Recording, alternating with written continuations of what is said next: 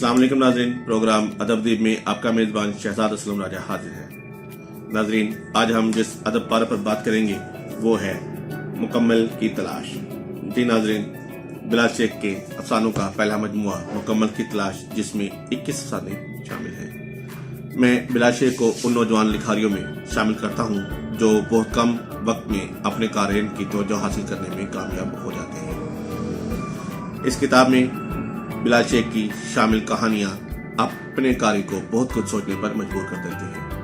خاص بات یہ ہے کہ بلال نے رومانوی کہانیاں لکھنے کی بجائے اصلاحی، معاشرتی اور تعمیراتی موضوعات کو سامنے رکھ کر افسانے اور کہانیاں لکھی ہیں۔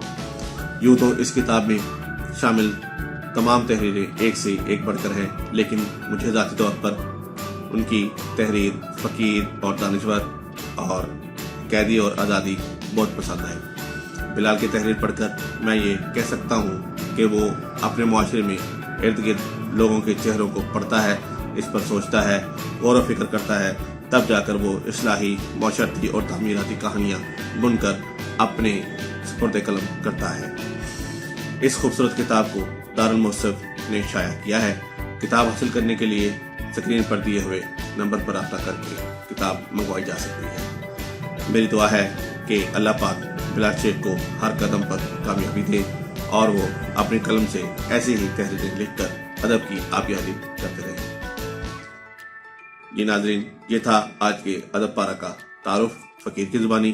اب اپنے میزبان شہزاد اسلم راجہ کو دیجیے اجازت۔ اگلے پروگرام میں حاضر ہوں گے ایک اور ادب پارہ کے ساتھ۔ تب تک کے لیے اجازت، اللہ حافظ۔